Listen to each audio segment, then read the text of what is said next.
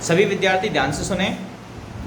आज हम इस क्लास के माध्यम से हिंदी व्याकरण के लिए टॉपिक भाषा और व्याकरण का रिवीजन करने वाले हैं, क्योंकि हम इस टॉपिक को क्लास के माध्यम से हम आपको सिखा चुके हैं और इस क्लास के माध्यम से ही हम जान पाएंगे कि आपने इस टॉपिक में कितना सीखा। ठीक है, so are you ready? Yes sir. चलिए स्टार्ट करते हैं। तो मैं सबसे पहले यहाँ पर खड़ा करना चाहूँगा स्टूडेंट तनिष्का को। हाँ बेटा, तो आप बताओगे क्वेश्चन। सबसे पहला क्वेश्चन है, भाषा किसे कहते हैं? भाषा वह साधन है जिसके द्वारा हम अपने विचारों को दूसरे व्यक्ति तक पहुंचाते हैं, उसे भाषा कहते हैं। Very good. भाषा वह साधन है जिसके माध्यम से हम अपने विचारों को दूसरे व्यक्ति तक पहुंचाते हैं। इट मीन्स जब हमको अपनी बात या अपने भाव दूसरे तक पहुंचाने की आवश्यकता होती है तो किसकी आवश्यकता होती है? भाषा की।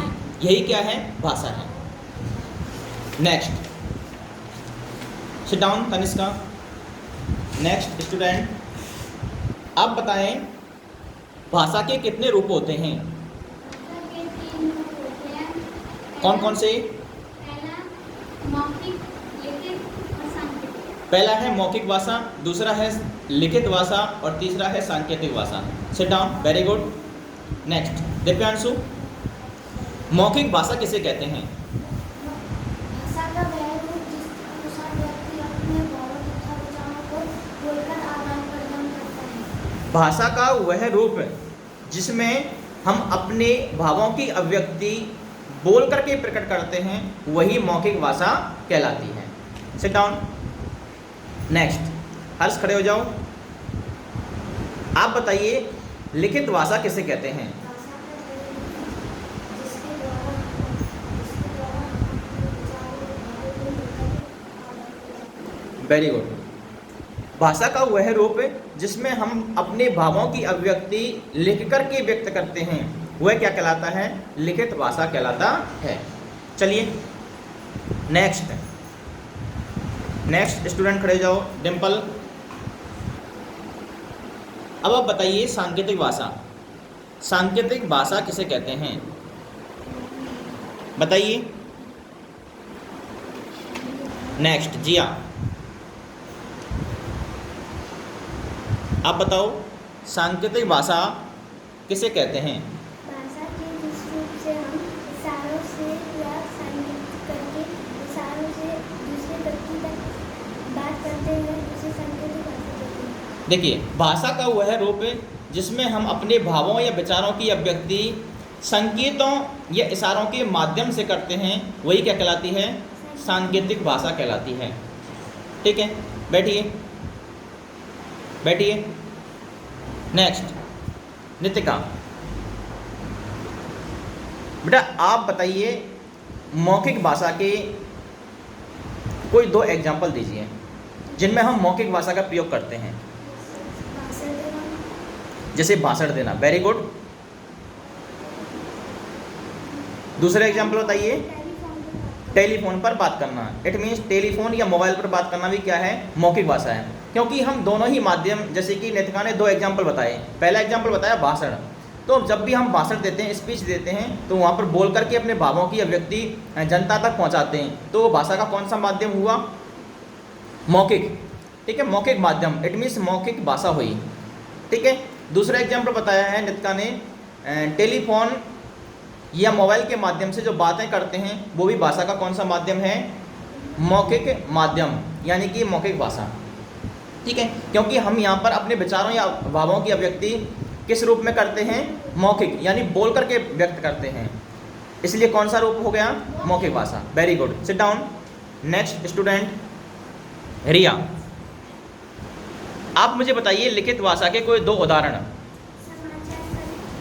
समाचार पत्र के माध्यम से समाचार पढ़ना। Very good. Very good. दूसरा एग्जाम्पल क्या है? पत्र लिखना। वेरी गुड, बहुत अच्छी तरीके से सीख रहे हैं आप। इसका मतलब जो भी क्लास में पढ़ाया गया है आप सीख रहे हैं। नेक्स्ट दोबारा से हम स्टूडेंट पर आते हैं। तनिष्का ये सिट डाउन। चलो तनिष्का खड़े हो जाओ। हाँ, आप बताइए बेटा तनिष्का। इसके बाद बोली किसे कहते हैं? किसी क्षेत्रीय रूप में बोली जाने वाली भाषा बोली कहते हैं। क्षेत्रीय रूप किसका होता है? भाषा का। ठीक है, क्योंकि हम यहाँ पर क्या पढ़ रहे हैं? भाषा, व्याकरण और लिपि, इसके साथ साथ ही बोली को भी यहाँ पर हम पढ़ रहे हैं। तो यहाँ पर बोली क्या है? भाषा का ही क्षेत्रीय रूप है। और क्षेत्रीय रूप किसे कहते हैं? लोकल एरिया की जो लैंग्वेज होती है उसको हम कहते हैं क्षेत्रीय रूप। ठीक है, तो बोली की परिभाषा सही तरीके से क्या होगी? भाषा का क्षेत्रीय रूप ही क्या कहलाता है? बोली कहलाता है।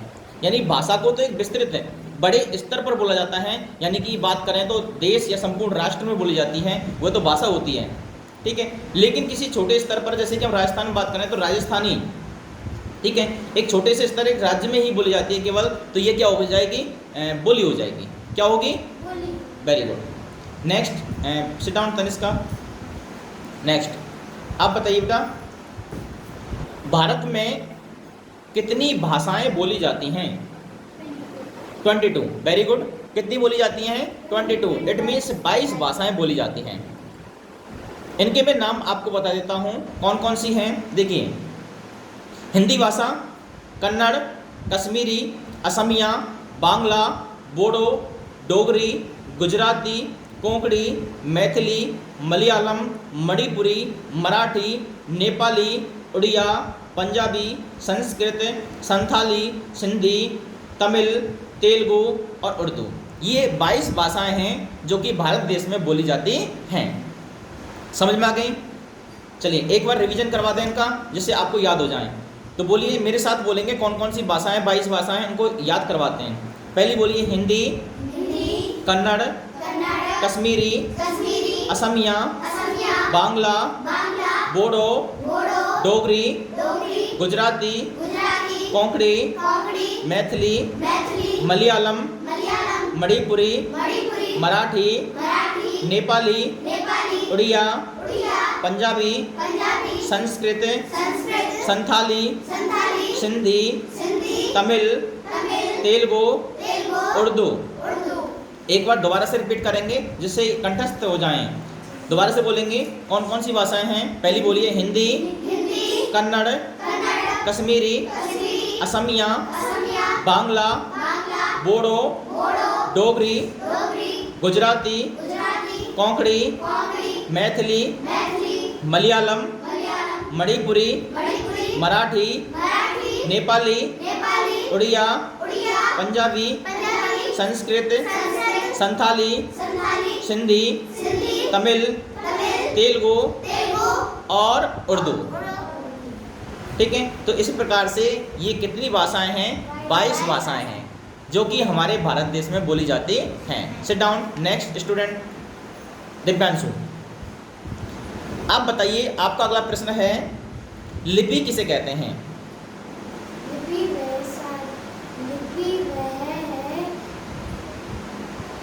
लिपि उसे कहते हैं किसी भी भाषा का लिखने का माध्यम लिपि कहलाता है। किसी भी भाषा को लिखने का तरीका, ये लिखने का ढंग, ये लिखने की रीति ही क्या कहलाती है? लिपि कहलाती है।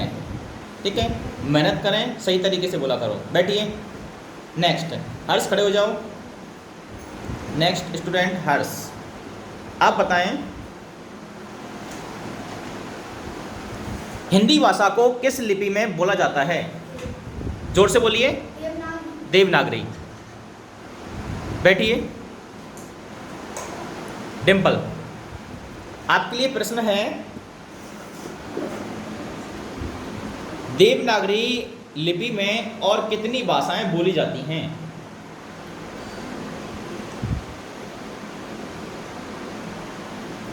जिया,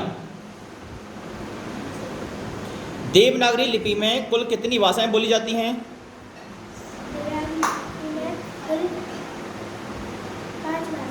5 भाषाएं बोली जाती हैं। Very good. बताना चाहोगे कौन कौन सी हैं? नितिका, आप बताइए। नितिका, बताओगे? हिंदी, संस्कृत, मराठी, कोंकणी, उर्दू नहीं है बेटा, नेपाली। ठीक है, नितिका बोलेगी दोबारा से। एक बार रिपीट कीजिए इनको, कौन कौन सी 5 भाषाएं हैं जिनको देवनागरी लिपि में लिखा जाता है? हिंदी, कोंकणी, नेपाली, संस्कृत और मराठी। ठीक है, कंठस्थ कर लें इनको। ये 5 भाषाएं हैं जिनको देवनागरी लिपि में लिखा जाता है। चलिए बैठिए। रिया, अब हम कुछ अन्य भाषाओं की बात करेंगे जिनकी अन्य लिपियां हैं। तो यहाँ पर मैं आपसे पूछने वाला हूँ, मैं भाषा बोलूँगा, आप उसकी लिपि बताओगे। हिंदी की हम पूछ चुके हैं, फिर भी हम एक बार रिपीट कर लेते हैं रिया से। हिंदी की लिपि क्या है? Devanagari. Very good. Tanishka, Riya sit down. Tanishka, Sanskrit की लिपि क्या है? कौन सी है? Devanagari. Very good. Next, Gujarati भाषा की लिपि क्या है बताइए? इसकी लिपि भी क्या है? देवनागरी ही है, क्योंकि ये भी एक देवनागरी लिपि में लिखी जाती है। ठीक है, नेक्स्ट बैठिए। दिव्यांशु, आप बताइए मराठी भाषा को किस लिपि में लिखा जाता है? Devanagari. Very good. Sit down. Next, Harsh बताइए पंजाबी भाषा को किस लिपि में लिखा जाता है?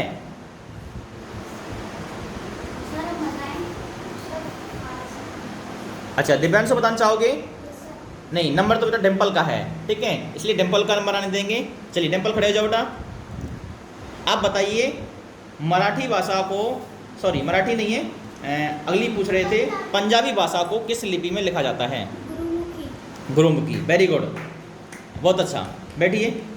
जिया, नेक्स्ट है बंगाली भाषा को किस लिपि में लिखा जाता है? जिया बताइए। जिया बताओ बेटा। बांग्ला। शुद्ध बोलिए, क्या बोलेंगे? बांग्ला लिपि में बोला जाता है। तो एक बार दोबारा से बोलेंगे, किस लिपि में लिखा जाता है? बांग्ला। नेक्स्ट, नितिका, आप बताइए अंग्रेजी भाषा को किस लिपि में लिखा जाता है? रोमन लिपि में। कौन सी लिपि में लिखा जाता है? रोमन लिपि में। बैठिए, बहुत अच्छा। अगला प्रश्न है रिया से। रिया खड़े हो जाओ बेटा। आप बताइए व्याकरण किसे कहते हैं? अगला प्रश्न है हमारा व्याकरण, क्योंकि हम व्याकरण भी आज पढ़ रहे हैं, व्याकरण को पढ़ चुके हैं और इसका रिवीजन हो रहा है। तो आप बताइए व्याकरण की परिभाषा।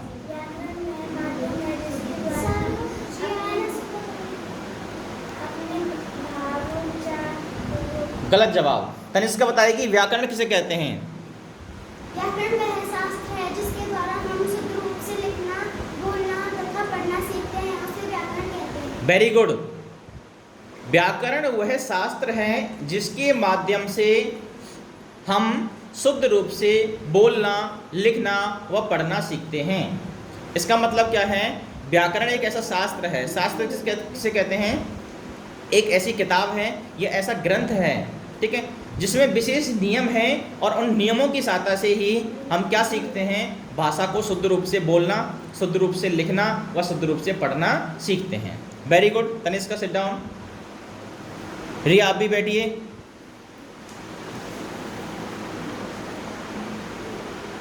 ठीक है, अगला प्रश्न है, और रिया आप पढ़ाई शुरू कीजिए, ठीक है, इस तरीका से नहीं, सही जवाब दिया करो, ठीक है।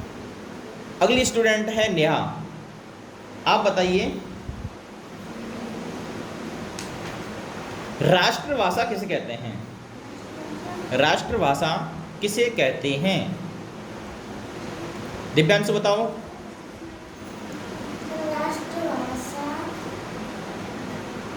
सीधे खड़े हो पहले बेटा।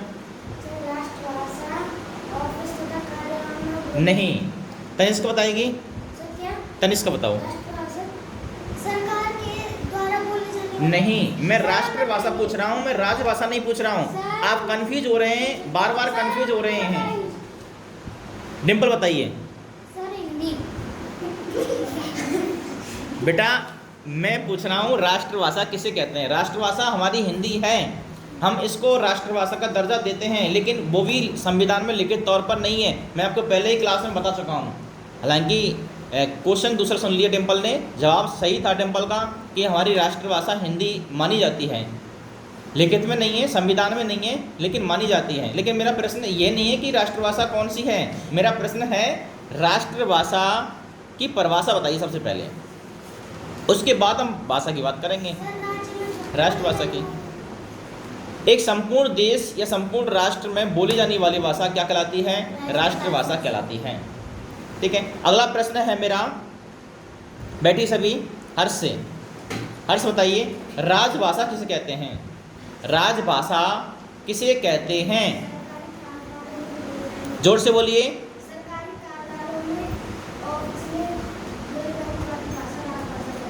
वेरी गुड, सरकारी कार्यालय, इट मीन्स ऑफिसेज में बोली जाने वाली भाषा या काम में ली जाने वाली भाषा क्या कहलाती है?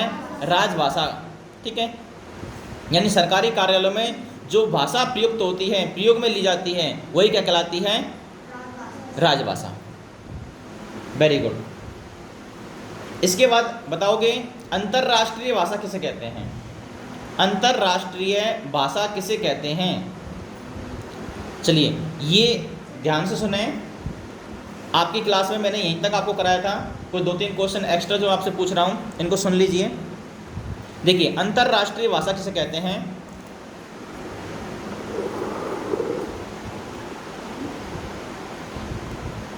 दो या दो से अधिक देशों के मध्य बोली जाने वाली भाषा अंतर्राष्ट्रीय भाषा कहलाती है। इट मीन्स कम से कम 2 देशों के मध्य बोली जाती हो ऐसी भाषा ही क्या कहलाएगी? अंतर्राष्ट्रीय भाषा कहलाती है। यानी कि जिसको बहुत सारे देश बोलते हों, बहुत सारे देशों में जो भाषा बोली जाती है वही भाषा क्या कहलाएगी? अंतर्राष्ट्रीय भाषा कहलाएगी। तो जैसे कि बात करें हम, तो अंतर्राष्ट्रीय भाषा कौन सी है? इंग्लिश। इट मीन्स अंग्रेजी भाषा जो है वो एक राष्ट्रभाषा है। कौन सी भाषा है? राष्ट्रभाषा नहीं, अंतर्राष्ट्रीय भाषा है। कौन सी है? अंतर्राष्ट्रीय भाषा है। ठीक है, समझ में आया? और हम इसकी लिपि की बात कर चुके हैं। इसकी लिपि कौन सी है? अंग्रेजी भाषा की लिपि कौन सी है? रोमन। ठीक है, ये हम चर्चा कर चुके हैं इस सेशन में। इसके बाद सुनिए, राष्ट्रभाषा की हमने बात कर ली, अंतर्राष्ट्रीय भाषा की हमने बात कर ली, राजभाषा की हमने बात कर ली। एक और प्रश्न बचता है, अंतर्राज्यीय भाषा किसे कहते हैं? अंतर्राज्यीय भाषा किसे कहते हैं? तो इसको भी ध्यान से सुन लें। 2 या 2 से अधिक राज्यों के मध्य बोली जाने वाली भाषा क्या कहलाती है? अंतर्राज्यीय भाषा कहलाती है। ऐसी कोई भी भाषा हो सकती है जो 2 राज्य बोलते हों, वही क्या कहलाती है? अंतर्राज्यीय भाषा। तो आई थिंक ये सारी चीज़ें आपको समझ में आई होंगी। ठीक है, और इनको आप अच्छी तरीके से समझ गए होंगे। फिर भी जो हमारे ऑफलाइन स्टूडेंट्स के अलावा यूट्यूब प्लेटफॉर्म के माध्यम से जो ऑनलाइन इसको देख रहे हैं, उनके लिए मैं दोबारा से इस चैप्टर को रिकॉल कर देता हूं, जिससे इस सेशन के माध्यम से वो इस चैप्टर को अच्छी तरीके से भली भांति सीख सकें। तो दोबारा से आप भी ध्यान से सुनेंगे बेटा सभी। देखिए, भाषा और व्याकरण, सबसे पहले हमने बात की परिभाषा भाषा की। तो भाषा क्या है? भाषा वह साधन है जिसके माध्यम से हम अपने विचारों की अभिव्यक्ति दूसरे व्यक्ति तक करते हैं।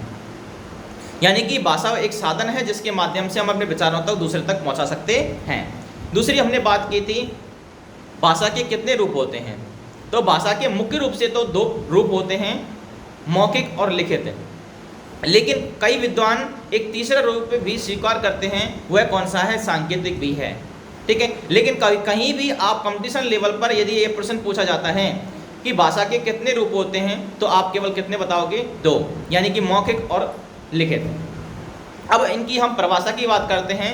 मौखिक भाषा क्या होती है? तो देखिए, भाषा का वह रूप है जिसमें हम अपने विचारों की अभिव्यक्ति बोलकर प्रकट करते हैं, वही क्या कहलाती है? मौखिक भाषा कहलाती है। दूसरी बात करते हैं हम लिखित भाषा। भाषा का वह माध्यम जिसमें हम अपने भावों या विचारों की अभिव्यक्ति लिख कर के व्यक्त करते हैं, वही क्या कहलाती है? लिखित भाषा कहलाती है। तीसरी है सांकेतिक भाषा। सांकेतिक भाषा क्या होती है? भाषा का वह रूप जिसमें हम अपने विचारों की अभिव्यक्ति संकेतों या इशारों के माध्यम से करते हैं, वही क्या कहलाती है? सांकेतिक भाषा कहलाती है। इसके बाद हमने क्या बात की थी, इसके बाद हमने अगली चर्चा की थी बोली किसे कहते हैं। बोली की परिभाषा एक बार ध्यान से सुने। भाषा का क्षेत्रीय रूप ही क्या कहलाता है, बोली कहलाता है। भाषा के क्षेत्रीय रूप को ही क्या कहते हैं, बोली कहते हैं। इसके बाद हमने बात की थी भारत की भाषाओं की। तो भारत में कुल कितनी भाषाएं बोली जाती हैं, 22 भाषाएं, इट मीन्स 22 भाषाएं बोली जाती हैं। ठीक है, 22 भाषाएं बोली जाती हैं, जिनमें हमने उनके नाम बताए। तो देख लीजिए उनको एक बार दोबारा से। हिंदी, कन्नड़, कश्मीरी, असमिया, बांग्ला, बोडो, डोगरी, गुजराती, कोंकणी, मैथिली, मलयालम, मणिपुरी, मराठी, नेपाली, उड़िया, पंजाबी, संस्कृत, संथाली, सिंधी, तमिल, तेलुगु और उर्दू। ये 22 भाषाएं हैं जो कि भारत देश में बोली जाती हैं।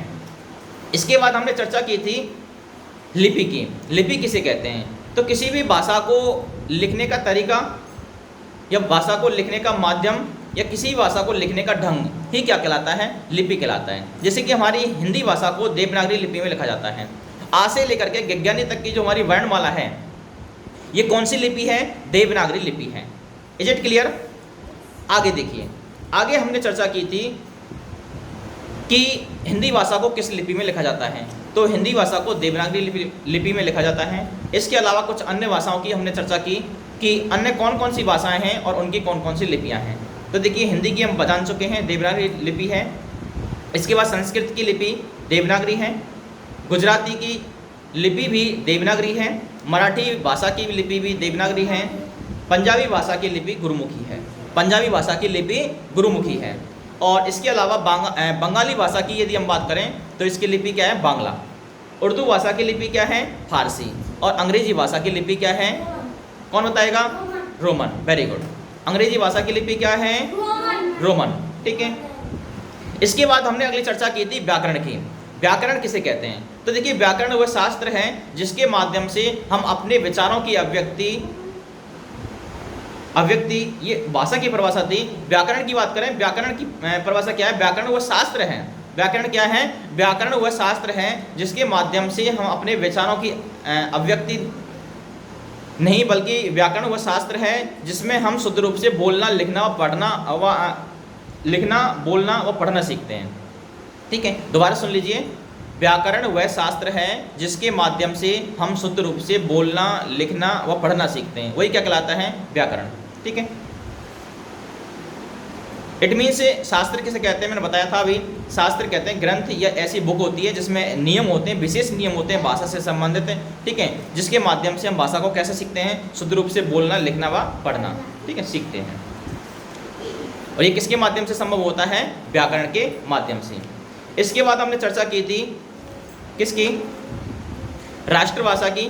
तो राष्ट्रभाषा क्या होती है, एक संपूर्ण देश में बोली जाने वाली भाषा जो एक देश के द्वारा बोली जाती है, वह क्या कहलाती है, राष्ट्रभाषा। इसके बाद हमने चर्चा की थी अंतर्राष्ट्रीय भाषा क्या होती है। तो देखिए दोबारा से सुने, 2 या 2 से अधिक राष्ट्रों या देशों के मध्य बोली जाने वाली भाषा अंतर्राष्ट्रीय भाषा कहलाती है।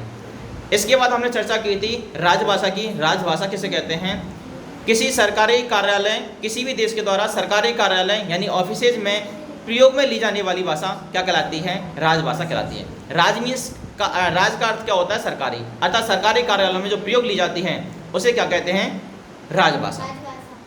इसके बाद हमने लास्ट जो बात की थी वो अंतर्राज्यीय भाषा की बात की थी। अंतर्राज्यीय भाषा क्या होती है, तो 2 या 2 से अधिक राज्यों के मध्य बोली जाने वाली भाषा अंतर्राज्यीय भाषा कहलाती है। एक अंतिम प्रश्न जो मैं सभी यहाँ पर ऑनलाइन यूट्यूब पर जितने भी हमारे स्टूडेंट्स इसको देख रहे हैं, जितने भी विद्यार्थी इस चैनल के माध्यम से सीख रहे हैं, उनके लिए मैं अगला प्रश्न छोड़ता हूँ कि हमारे भारत देश में हिंदी दिवस कब मनाया जाता है। ठीक है, ये सभी हमारे जितने भी स्टूडेंट्स हैं वो कमेंट के माध्यम से कमेंट करेंगे और हमें बताएंगे कि हिंदी दिवस कब मनाया जाता है। तो आज के लिए बस इतना ही। अगले सेशन में हम दूसरे टॉपिक के साथ फिर हाजिर होंगे और फिर मुलाकात होगी। तब तक के लिए थैंक यू, गुड बाय।